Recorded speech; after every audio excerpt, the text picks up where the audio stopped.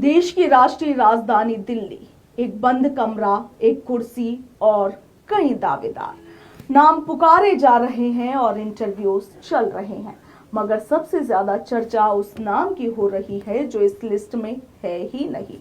राजनीति में कभी कभी अनुपस्थिति ही सबसे बड़ी उपस्थिति बन जाती है और इस बार सवाल है राजस्थान में आखिर निर्मल चौधरी आउट क्यों। बात हो रही है भारतीय राष्ट्रीय कांग्रेस की छात्र इकाई national students union of India यानी कि NSUI के राष्ट्रीय अध्यक्ष पद की।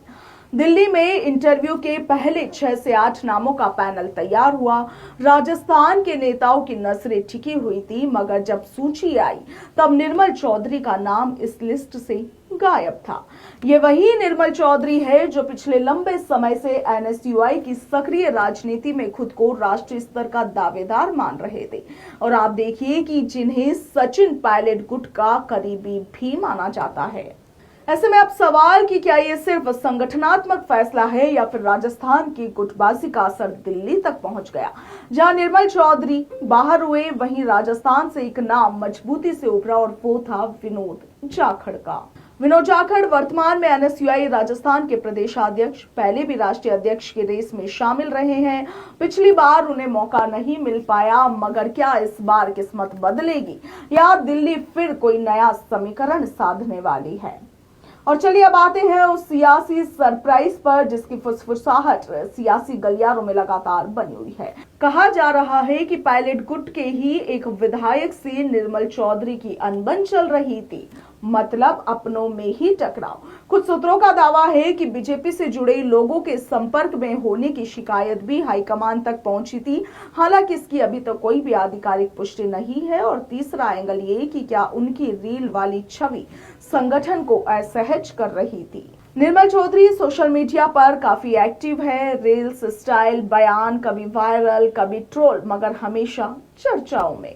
क्या हाईकमान को चाहिए था एक सीरियस एडमिनिस्ट्रेटिव फेस? क्या सोशल मीडिया की लोकप्रियता जमीनी संगठन पर भारी पड़ गई है? राजनीति में एक पुरानी लाइन है कि रील से भीड़ जुड़ती है मगर कुर्सी समीकरण से मिलती है। और इस पूरे घटनाक्रम को कुछ लोग एक संदेश मान रहे हैं कि संगठन में अनुशासन पहले और लोकप्रियता बाद में। फॉलोअर्स से पद नहीं मिलता, फेरबदल रिलेशन से मिलता है।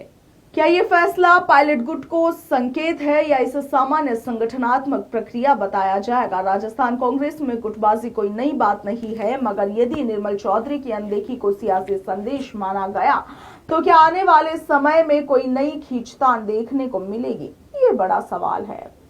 दिल्ली में इंटरव्यू जारी है, फाइनल नाम अभी आना बाकी है, मगर राजस्थान में अब ये बहस शुरू हो चुकी है, क्योंकि राजनीति में सिर्फ लोकप्रिय होना काफी नहीं बल्कि स्वीकार्य होना भी जरूरी है।